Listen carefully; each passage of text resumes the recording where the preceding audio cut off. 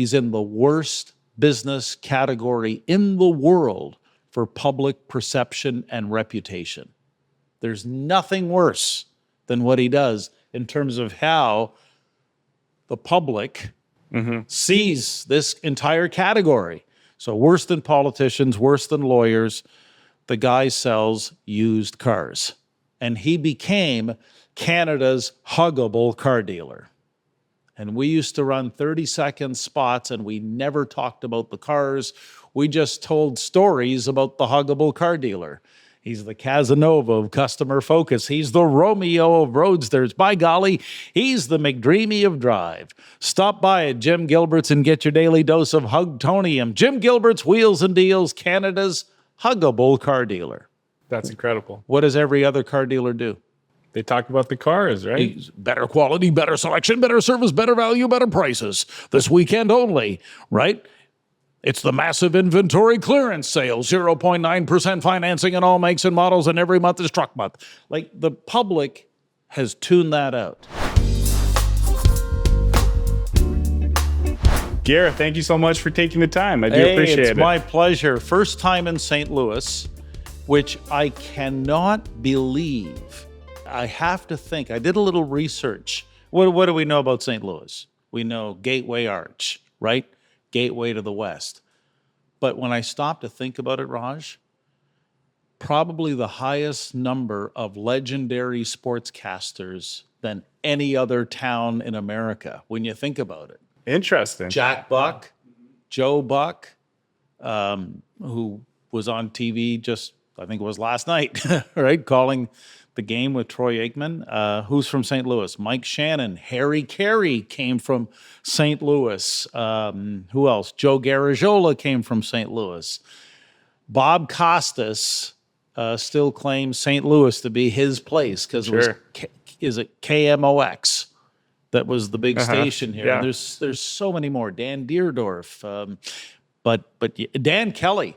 His son, John, is calling the action with the St. Louis Blues, but his father, Dan Kelly, was the Blues' original play-by-play guy, called that famous Bobby Orr goal that had Bobby flying through the air. Anyway, just something that I noticed coming into St. Louis. Well, thank you for sharing that. You're very perceptive because I have never really thought about it, and I think about St. Louis a lot. So that's another piece of trivia information for me to share with folks now. So I really appreciate that. Well, it's my pleasure. And like I say, I'm just delighted to be here, and I congratulate you on this show. You've got a wonderful set, and I'm just looking forward. I've been looking forward to this conversation. Thank you. I'm looking forward to it as well. I think our listeners, viewers are going to get a lot of value. You're a world-renowned speaker. You've presented in multiple countries, 38 states, 10 provinces, Europe, South America, all over the globe. You're a best-selling author. Your book, Big Little Legends, I've been listening to on Audible. You can buy the hard copy on Amazon as well. Is incredible. I'm only 25% of the way through, but we'll get into it later. There's just some amazing stories. And your focus is really on storytelling, branding, marketing. Well, and I'm going to position it this way, and I think this will help everyone watching and listening today. I think the bigger focus is to create the legend. Create the legend. Storytelling is a tactic. Legend is the strategy. Got it. If you create the legend, the market comes to you. And that's what 12 chapters of the book is all about. It's in all kinds of different categories, and that's irrelevant. It doesn't matter whether it's B2B, B2C, nonprofit, Raj, those are all irrelevant.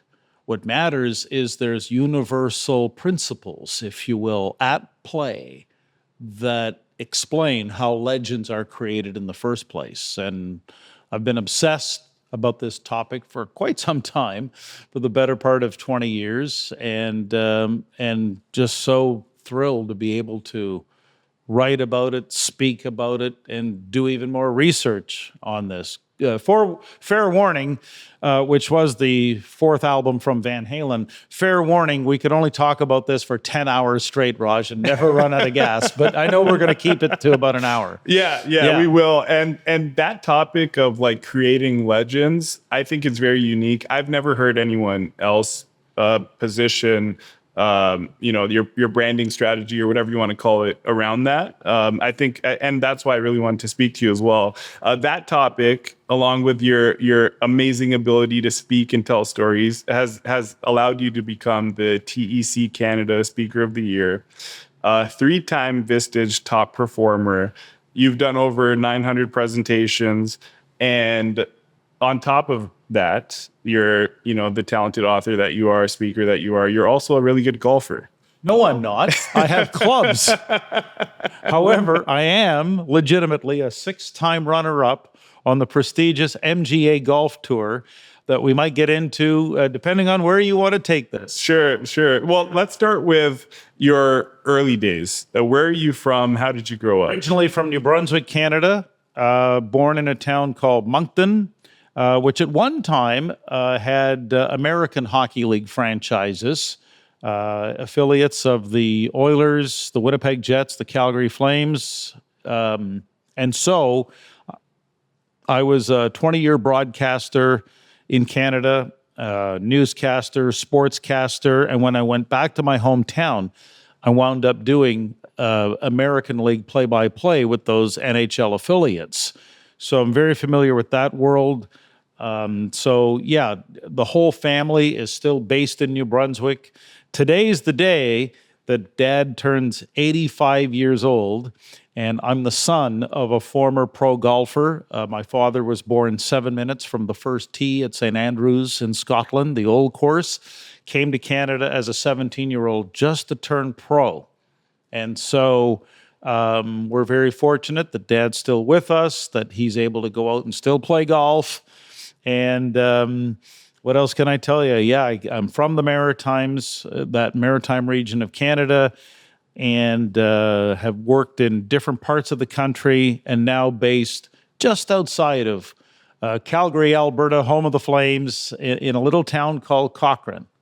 Got it. I'm actually familiar with Cochrane. It's a great town. And you've also spent a little bit of time in Toronto. So really, you've gotten the whole Canadian experience. I really have. I've lived for a time in Ontario, in London, which is just down the road from Toronto. And so Canada itself, much like America, is a very interesting mosaic as the tapestry weaves its way through the different geographic areas, which also you can readily tell there's cultural, idiosyncrasies in every place. But that's, I think, what makes Canada an interesting country. That's why I'm fascinated by America. You can go to all kinds of states are very different. California is very different than Alabama, for example, right? Yep. Here we are in the show me state of Missouri, very different than New York. Yep. You get the point. And then Florida is as different from Montana as you can imagine. Yep, that's a great point. I would agree. One thing I will tell you, as a Canadian myself as well, I think your experience in St. Louis will show you that the Midwest can give Canada a run for its money when it comes to friendliness. Yes, there's no doubt. Wisconsin, Minnesota, now first time in Missouri, there's something about the Midwest that actually I very much noticed that. Michigan, we used to cross the border into Michigan. Not that much different from where I'm from. Sure. So you've spent a good portion of your career focusing on this storytelling around creating legends, big little legends. Again, the name of the book, which starts off very interesting, and I'd love to get into that as well. But before we get into that, how did you first get exposed to branding, marketing, and what really drew your attention to this area of focus? Well, what happened was, and it's in chapter 2 of the book. So after the 20-year broadcasting career was over, I accidentally fell into a career in soft skills training. So I was doing things like customer service training, team building, all those things Raj, that are considered the touchy-feely, soft skills, right? And as fate would have it, I'm not calling it luck, I'm calling it fate. As fate would have it, I came across a guy in Fredericton, New Brunswick, because that's where I was based back then, and his name was Jim. And Jim and his wife, Donna, had this small little company. They had 5 employees. They had a part-timer. They were doing about, I don't know, 1.2, 1.3 million a year in revenue. And by all measures, this is a nice, small mom and pop family business. And I can't begin to tell you, and I hope everyone watching and listening really absorbs this. I can't begin to tell you how Jim and I and Donna, we wound up discovering some things, but it took us a very long time. So we met in 2002. Oh, did I mention he's in the worst business category in the world for public perception and reputation? There's nothing worse than what he does in terms of how the public sees this entire category. So worse than politicians, worse than lawyers, the guy sells used cars.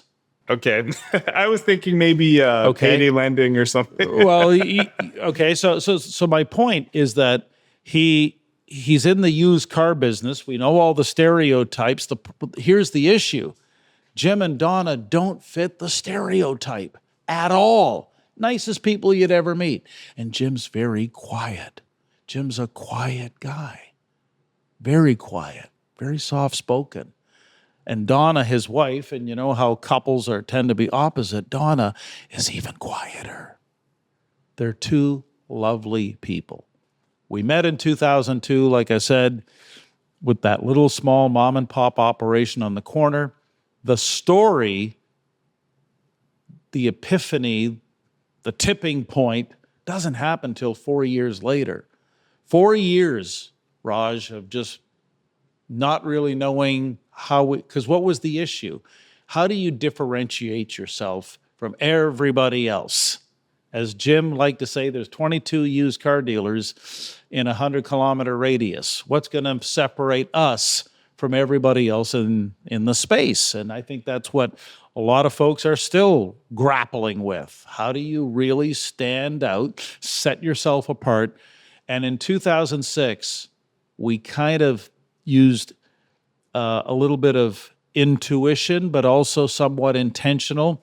And that's when this whole thing was born. But even then, do we really know what we got? Not a chance. And so, but the story changed forever. And he became Canada's Huggable car dealer. And we used to run 30-second spots, and we never talked about the cars.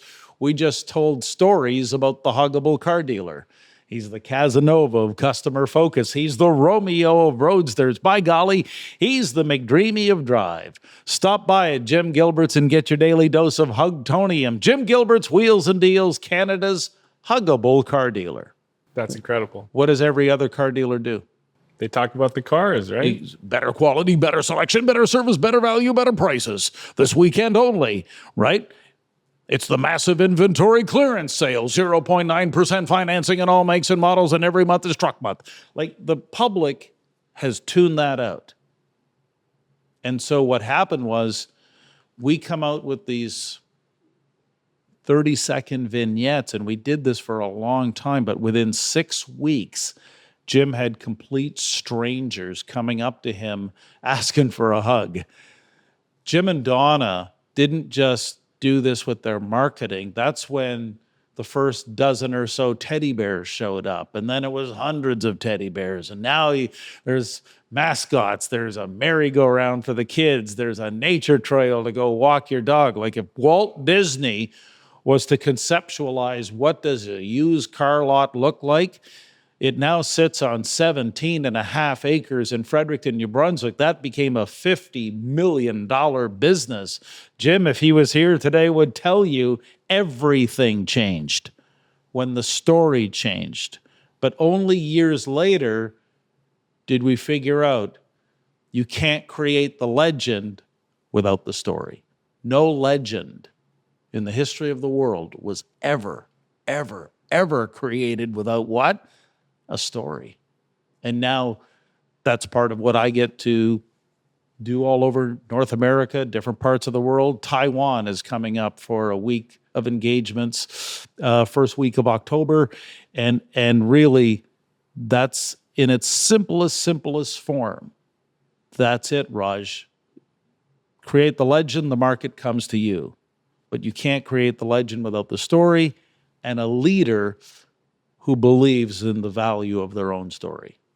What would you say is like the common theme around these legends and stories? Like, for example, if you're in a Taiwan versus Canada, if you're with a used car dealership versus a landlord or a property management company, are there common themes based on country or industry, or is it just strictly focused on the company or the entrepreneur? It still comes down to what is the story you're going to tell.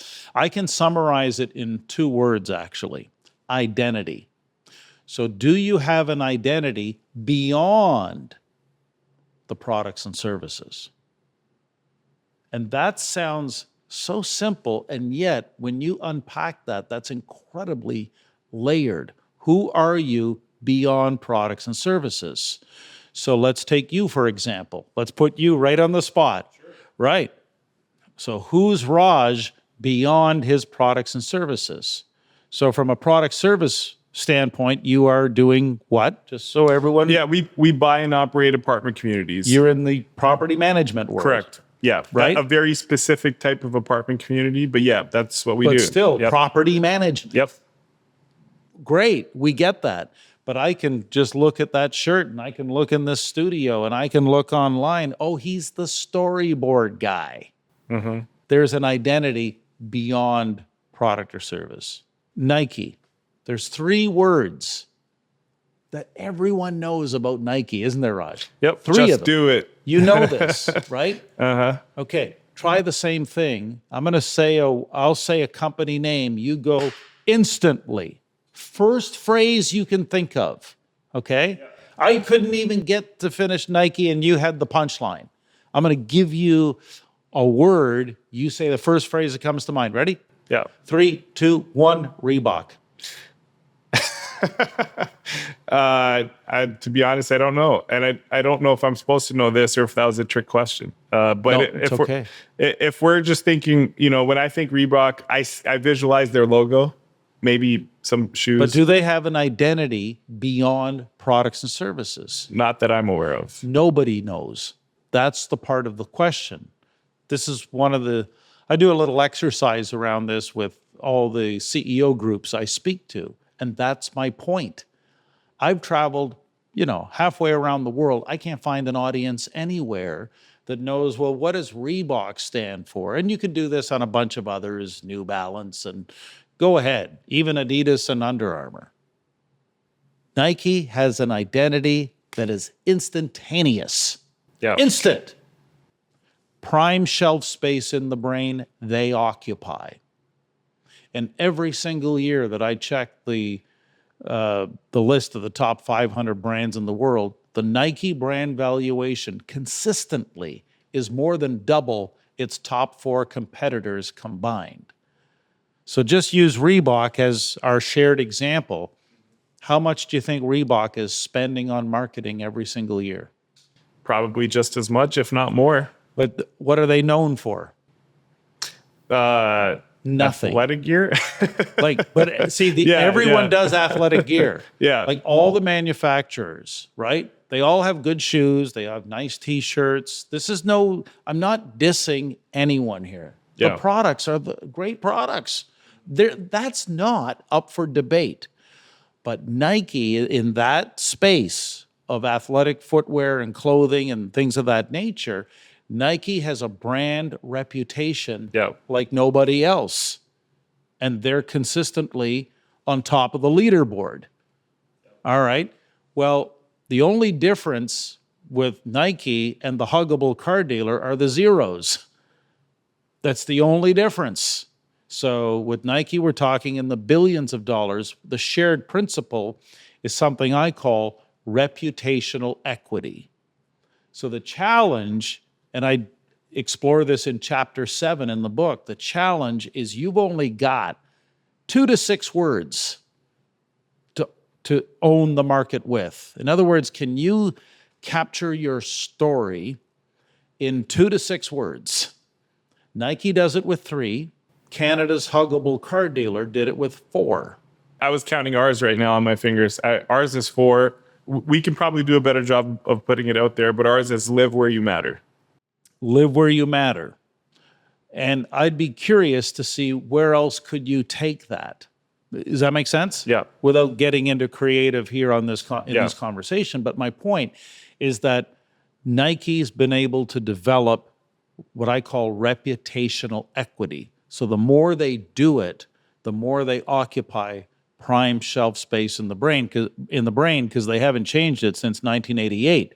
Same thing with the Huggable car dealer. Since 2006, we're up to like 18 years. Think about that.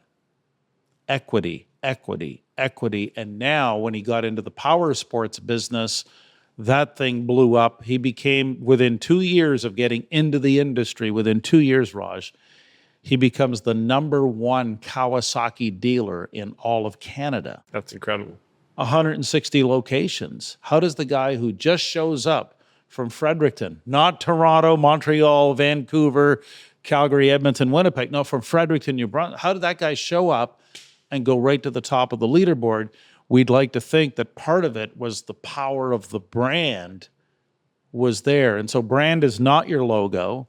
It is not graphic design. It's really everything around reputation, identity, perception. That's really what it is. You had a great example in the book as well, where you mentioned Dollar Shave Club. Very similar story. Sure. They're selling a commodity, really, and they blew up in a similar fashion. Larger scale, like you said, maybe a few more zeros, but very similar to the Huggable car deal. Exactly, but that's the commonality of that runs through all 12 chapters when people dive into this. Oh my goodness. And it goes right back to, and you mentioned, well, the book starts in Paris at the Louvre, right? And no, it's not a Robert Langdon thriller from the Da Vinci Code or anything like that, but that's where it's starting. But what are the parallels? What's the most famous painting in the world? The Mona Lisa. But why? Yeah, and I didn't know why until I read the book. Right, but there's a specific day. Do you want to do this right now? Oh, in other words, we won't tell them why. Sure. How's that? Sure. Make it even more fun. Sure. But you and I know the painting was 400 years old, and then something happens that triggers a whole series of events. It was August 21st, 1911. And something happened. You know the story.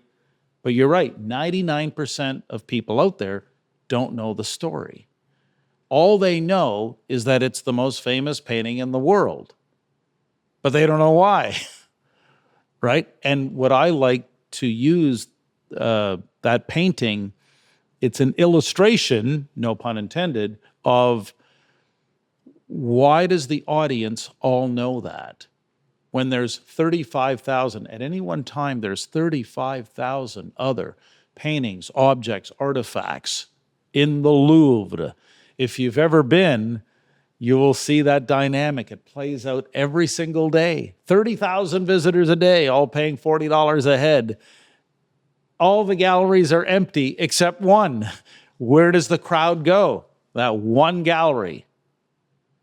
So if you use that could apply to realtors or law firms or architects or, I don't know, you're rated, so you're Missouri, Illinois, right? Yeah. How many law firms are there in the city of Chicago? How many lawyers in Chicago? A ton. 40, you have the number. 45,210. Registered in Cook County, Illinois. Yeah. But we had a guy who, a few years ago, he wanted to differentiate from all, it's not in the book, but I'm just saying, David had a deep, deep love for baseball. And we do this with whether it's professional services firms or large organizations. You got to find out what's the interesting thing that could turn into a story. And if you work it, that story could someday become legendary. In David's case, he had this deep-seated love for baseball. So he had thousands and thousands of baseball cards. At one time, he sold like 10 cards for $250,000. The guy has memorabilia on loan at Cooperstown, hardcore baseball, right? So to separate him from 45,210 other law firms, he became the game day attorney. And game day became the metaphor for what it takes to step up to the plate, whether you're, are you prepared for game day? Do you want your lawyer ready for game day? That's amazing. Yeah, I like that. Anyone could punch in game day attorney, YouTube.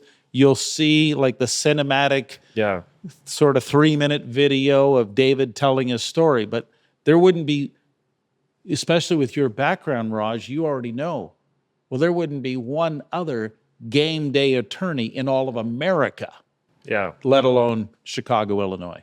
And it's, now that you mention it, it sounds like it's such an obvious metaphor because you want your attorney to prepare for, your trial or whatever it might be, like it's game day. It's amazing. That's great. But it works. Yeah. And in the video, when you go back and watch it, in the video, you'll follow David as he tells his story. And where does it end? He's in front of iconic Wrigley Field. Isn't he, Raj? Yeah. Yes, that's awesome. Because that's the stuff of legends. But it's an illustration of how it wouldn't matter whether it's, like I say, professional services, white collar, blue collar manufacturing, B2B. It's all about finding, well, what is that little core that if you could find that, like digging for gold, like we're digging for gold here when we get invited to help organizations do this. Well, what is that one rock that we're going to really shine up? You've given two amazing examples in two industries where I would think it's very hard to differentiate yourself. Do you have another example you could share? Because I think this is fascinating, and this is giving us, like, the audience and myself, just so much value in terms of how you can dig deep, like you were saying, to find that nugget. Well, there's one, I could literally tell you dozens. We have dozens upon dozens of quote unquote case studies. But I think one of the best right now for folks to really dial into is a small company. Well, they're not so small anymore. They were small when I met them. But try this. Have you ever heard of Mechanicsburg, Pennsylvania? I have not. Perfect. So you don't know this story at all. Mechanicsburg is less than 10,000 people. And I met this CEO back in January of 2018. His name is BJ Wurzen. BJ was in a Vistage group. Big shout out for Vistage. You're okay with shouting out Vistage? Of course. Do you want to brag about your chair? Yeah, Jonathan Jones, amazing chair. I'm actually going to interview him in a few weeks. Vistage is a great organization, without a doubt. And that's a part of why they bring you into their local chapters. And they got some great chapters here in St. Louis. Andy Bowery is who I'm with this week. But all to say, I meet this guy, BJ Wurzen, and it was in John Dame's Vistage group. And he comes up afterwards, and he got real curious. And that, folks, Raj, that is so crucial. Are you genuinely curious? Because if you're not, my experience has been you'll never be able to do this. Curiosity, childlike curiosity, is very different than cynicism, skepticism, being jaded. Everyone's entitled to that, but if you're the leader of an organization and your mandate is growth and sustainability, maybe there are some things you might want to get a little curious about. BJ Wurzen got real curious. And it was, he came up to me right after the session. I can still see it. And right away, it was like, we got to get you in to work with our leadership team. And I don't know how you do this, he says, but this is what we got to do. And so April 2018, we're in a conference center in Hershey, Pennsylvania.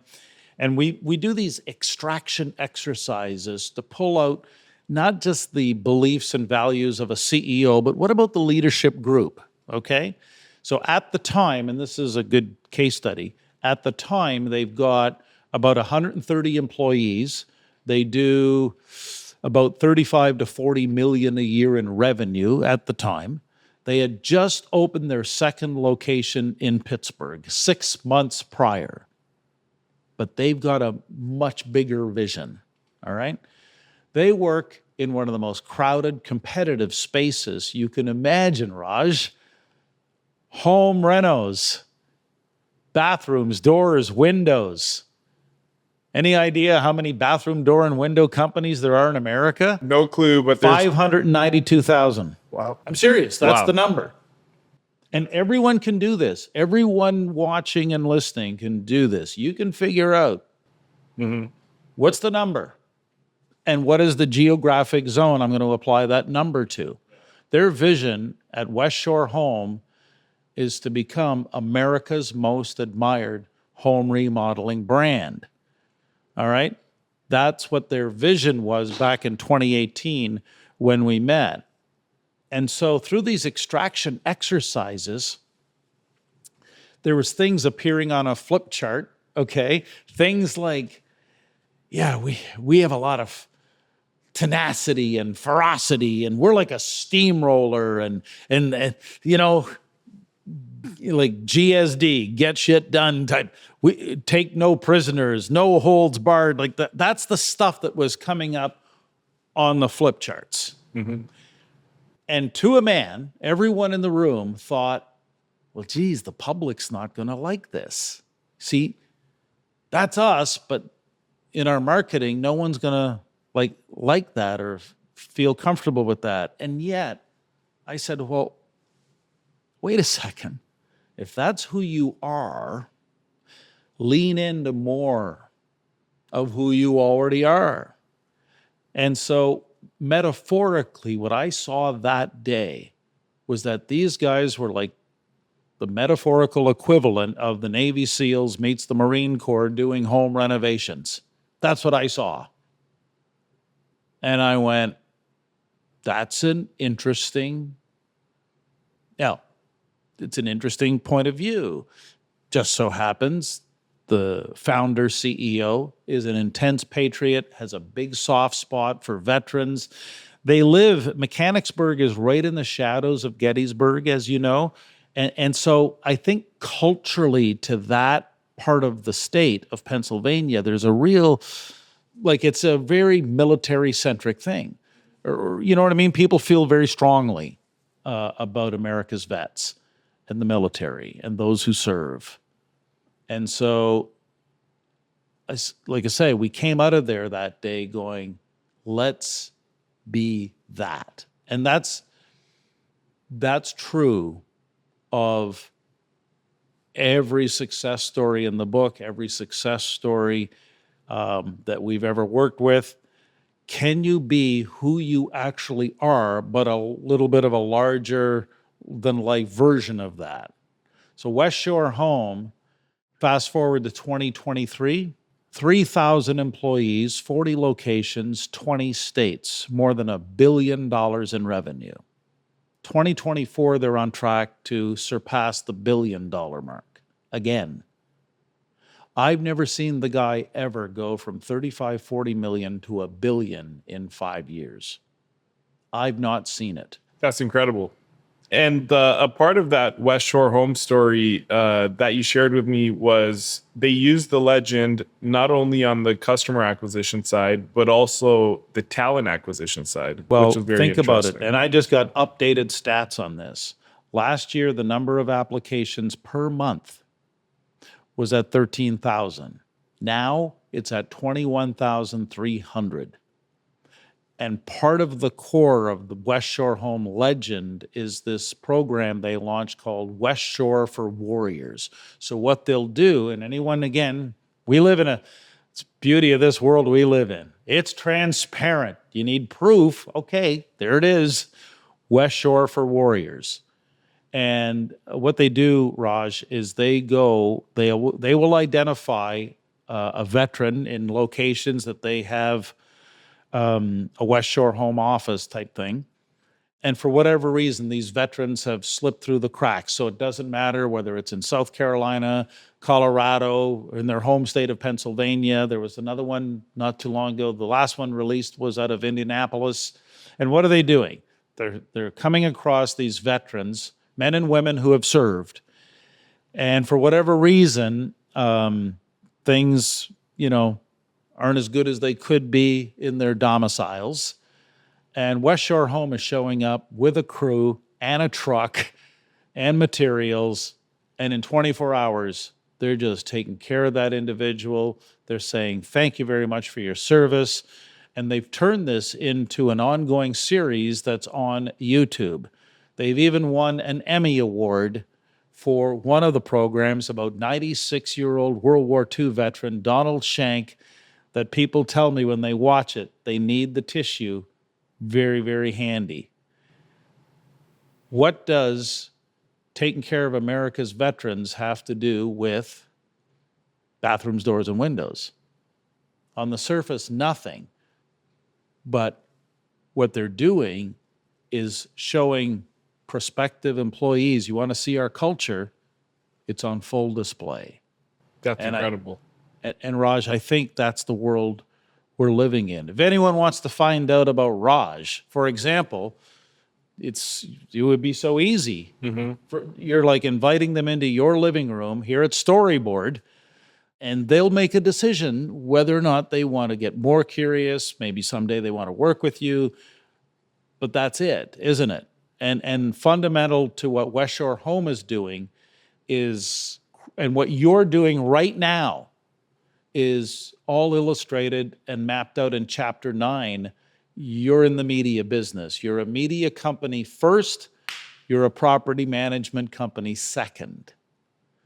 West Shore Home, that's what BJ Wurzen had no idea when we first met.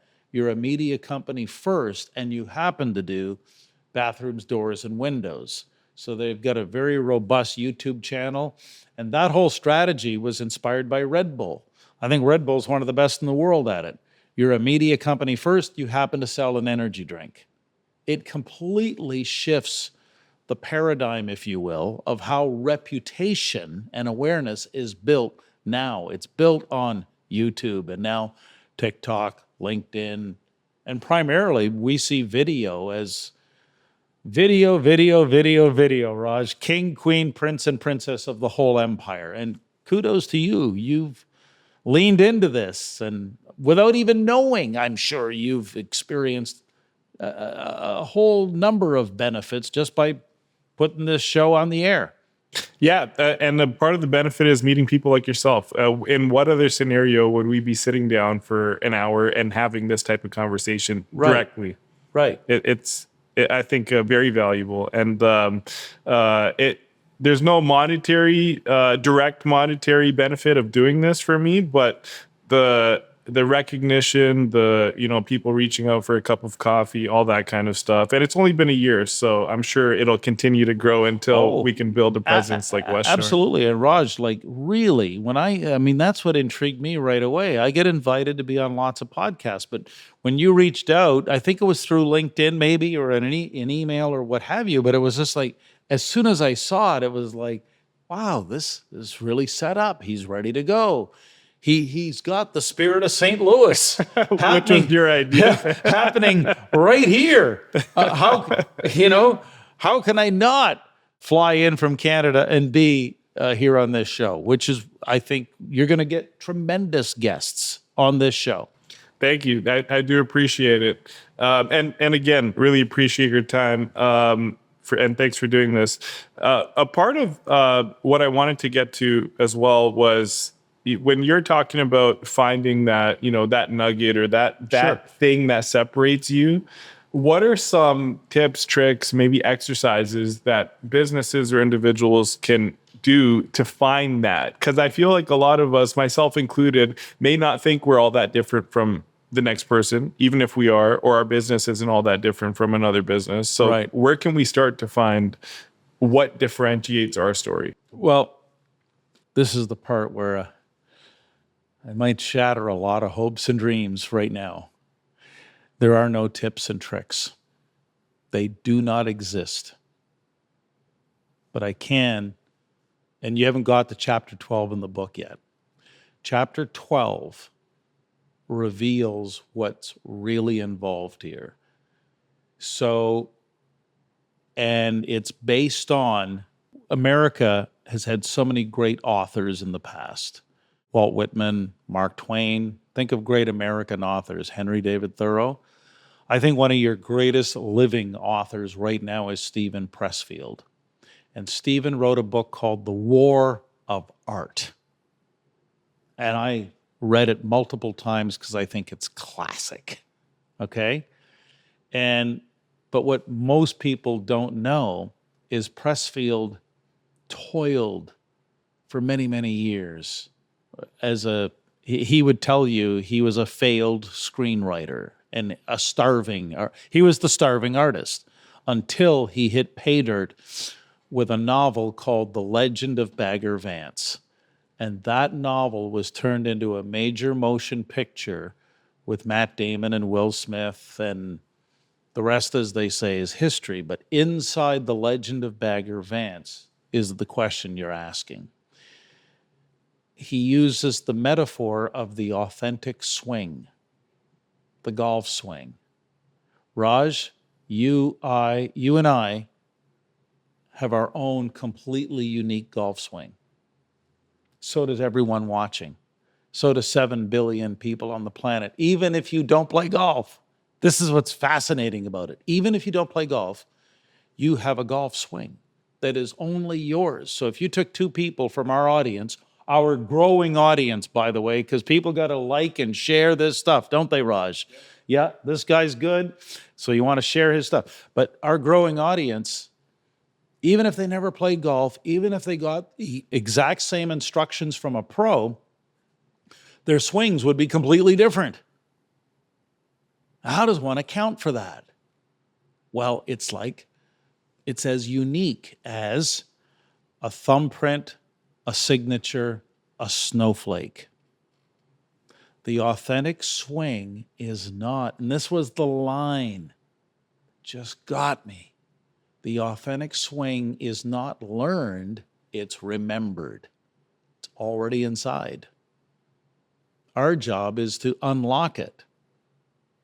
And I can speak to that very, very personally, because as the son of a former pro golfer from St. Andrews, Scotland, I spent the better part of my adult life not recognizing the greatness of my father's story, even though I grew up with it. Golf was just something Dad did. As a kid, I was into cool things like hockey and football and baseball, right? Golf back then was just, it wasn't cool when you're a kid, right? And it wasn't until I went to St. Andrews, Scotland myself and actually played the old course in 2016 did it start to dawn on me. And Raj, it was like I walked in the footsteps of my father. That's where he learned to play the game right there. What? What? I've known this story my whole life, and yet I don't know anything about it. And so when I discovered Pressfield and this authentic swing, it made sense to bring chapter 12 to a close. Everyone's got their authentic swing inside them. It might take a little work and effort to find it, to be fair. And I owe a great debt of gratitude to a guy named Clay Hebert. I don't know if Clay will ever watch this show. Maybe someone will forward it to him. Let's hope so. Let's hope. But Clay was pivotal because I went through the same thing. This is so universal. And it was in San Diego. It was in 2018. And at the time, I know I've got something, but I can't put it into words. Don't we all? And that's the thing. We all need the words. Every one of us, we need the words. And Clay graciously came and watched this conference I did. I did a keynote for a boating association, and there was 200 people. It was at Torrey Pines, and we went out afterwards to a taco stand, and Clay was racking his brain, and he just blurted it out. He says, "You're a brand historian."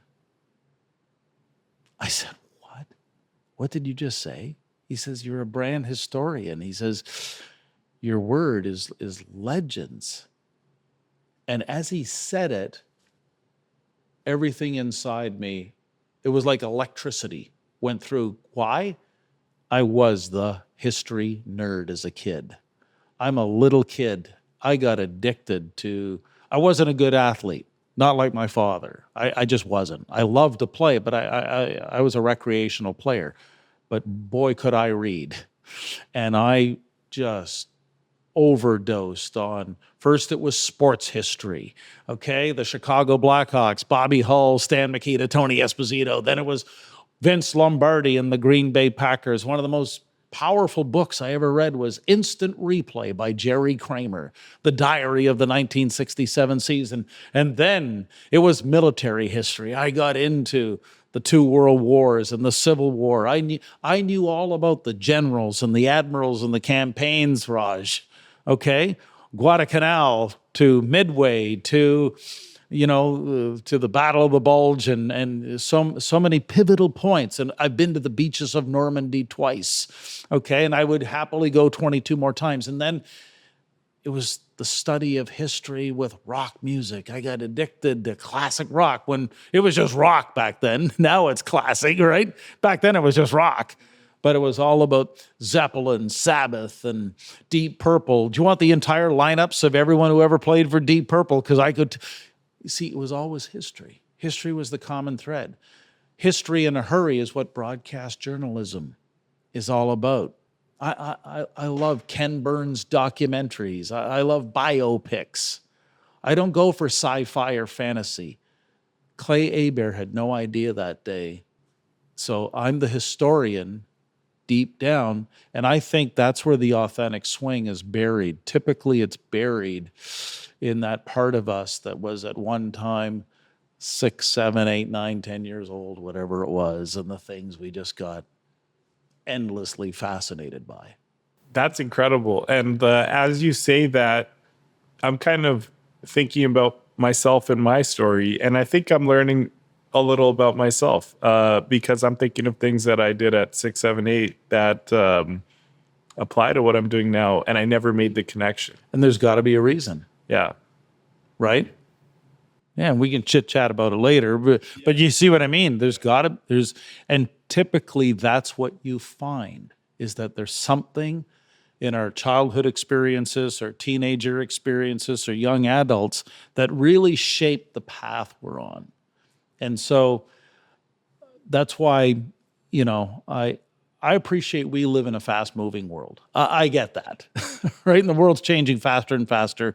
Like every month, it's breathtaking how it's all unfolding. But our focus with Big Little Legends is on, well, what are the things that aren't going to change? What will not change, Raj? In our lifetime, so 1,000 years ago, 1,000 years from now, actions will always speak louder than words.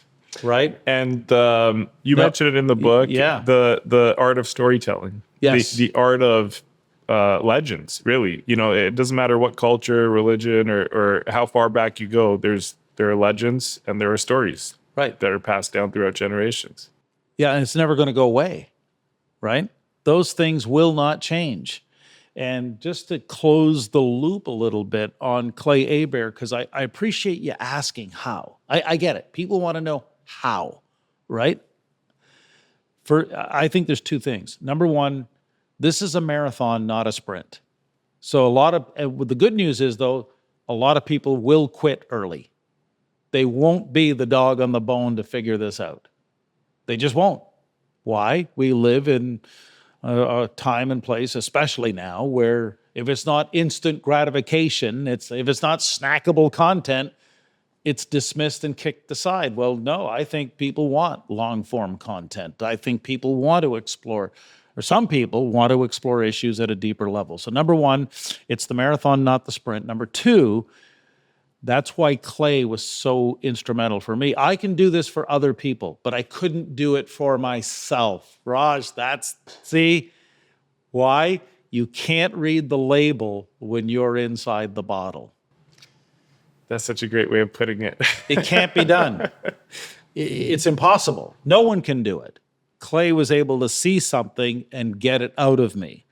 I do this all the time. I just wrapped up a consulting project with someone out of Baltimore the other day, and the CEO is just head over heels in love, and he's in the automotive industry, but in a completely different area, not selling cars or anything like that, but it's a very niche B2B area. Then there's the wealth management guy out of Minneapolis, and they're just so like moved by, this is who I've been all along.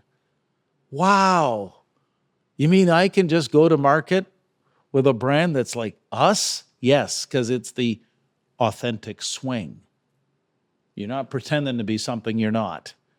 And when you think about marketing and how it's done, that's not anything, that would be reflective in a lot of current marketing, quote unquote, lingo or approaches where everyone's obsessed with the data and the analytics and the SEOs well, I don't think that's how you create legends, to be honest. I think maybe, just maybe, it might be created an entirely different way.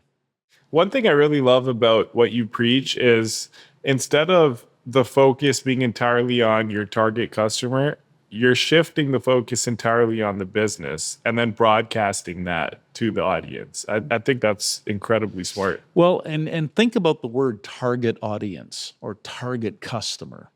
Deep down, do you want to be a target for somebody else? Nope. I want to go where I feel like going. Well, and this is the thing. So we've replaced it internally in our consulting practice with, it's about the ecosystem. Are there going to be people who are attracted to storyboard and everything you're trying to do? Yes. Someone today is going to watch this, I'll guarantee it, and share it with others who are of like-minded. That's the things that won't change. Birds of a feather will always flock together. Right. So you be you. You be the best version of you. And guess what? Other people who share those beliefs and values will resonate with that. Simon Sinek said it in Start With Why. People don't buy what you do, they buy why you do it. They buy the purpose, right? And so I think this is no different. What we're talking about today is that there's got to be something at a deeper level that actually connects with someone watching or listening. Are we on all the major podcasting platforms? Yep. Yeah, we are.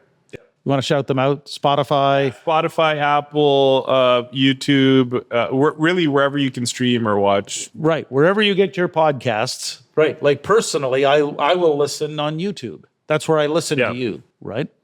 But my point is, I think ecosystem is a much more interesting word than target.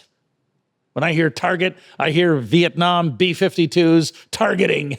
Yeah. Right? You see what I mean? Great point. Or shotguns, rifles, AK-47s, targeting. Sales likes to target. What's our monthly quota? What's our target? I almost feel like I'm in a George Carlin routine right now, right? but you see where I'm going. And language, that's another thing. Brands are built on language. And the most powerful language is the language we speak internally. So what's our internal language going to be before we share it to the outside world. So circling back to West Shore Home, without apology, this is what's interesting, Raj. Without apology, they are default aggressive, extreme. They value things like extreme ownership, decentralized command, laws of combat. Okay? But that's them. But to a large degree, that's what separates them from the other 592,000 people doing bathrooms, doors, and windows. You've given me a lot to think about. And I'm sure you've given everyone listening, watching a lot to think about. You've made me really want to dig into Big Little Legends further. Like I said, I'm about 25% of the way through. And I would highly recommend it to anyone listening, watching. I want to be respectful of your time. Like you said, we can talk about this for 10 hours. I could listen for 10 hours. I really could. Like, this is a fascinating topic. But we're approaching the 1 hour mark, and you have places to be, speeches to do, or presentations to do. Before we jump into the last segment of the show, I have to ask you about Lambeau Field. Yes. What is the story there? I wasn't sure how to get to this topic, but okay. Well, just like two old friends, Lambeau Field. Is there a more iconic stadium in America? Probably not. It's right there with Yankee Stadium, Fenway Park, Wrigley Field, okay? And what do we know about Lambeau Field? We know that's where one of the greatest football coaches of all time once applied his craft. But Vince Lombardi transcended football. Vince Lombardi is also a symbol of a great leader, okay? And in chapter 11, without giving it away, what many people don't know is how close, and I mean real close, Raj, Green Bay, Wisconsin, how close they were to losing that franchise. It was back in the 80s and getting into the 90s, and there were some economic storm clouds. Free agency had come into play, and it just looked terrible from a purely economics point of view. And one leader saw the whole thing differently. Now, I don't want to ruin the story, but that gentleman is a guy by the name of Bob Harlan. And I try and find the stories like Bob Harlan, who maybe the rest of the world doesn't know about, but without him, I highly doubt that the Green Bay Packers would still be in the NFL today. That team might have been sold, moved, relocated. And again, I don't want to ruin the story, but so I've had this, going back to when I was a kid, fascination with Lambeau. I became equally fascinated by the story of Bob Harlan. So long story short, as it turns out, Big Little Legends will be featured at an event November 11th this year in Green Bay at Lambeau Field. Wow. Full circle moment. It's a bit surreal. I don't mind sharing that with you because of the significance of Big Little Legends will be on a speaking stage at Lambeau Field. That's incredible. And like I say, for someone who studies history and has a deep appreciation for sports history and what all that represents, it doesn't get much better. And hopefully we can capture it in a little YouTube mini documentary too, right? The working title, I'll test it on you. Can I test a working title? It'll be No Sleep Till Lambeau. That would make me click. That would make That's me the click on working it. title of, Yeah. and there's a great friend of mine, also from Canada. We're both football fans. He'll be coming from another area, and it's the story of two friends and how their friendship transcends football, the gridiron, the guts, the glory, the mud and the blood, right to that moment where we're at Lambeau together. I can almost feel the emotions just by you describing the story. So I think that has the makings for an incredible moment you. and really something that I'd like to tune into, and I'm sure many other people would as well. Thanks for sharing that story, Gair. It's my pleasure. We do like to end each episode with what we call a hole-in-one, Okay. which I'm sure you'll appreciate. Yes.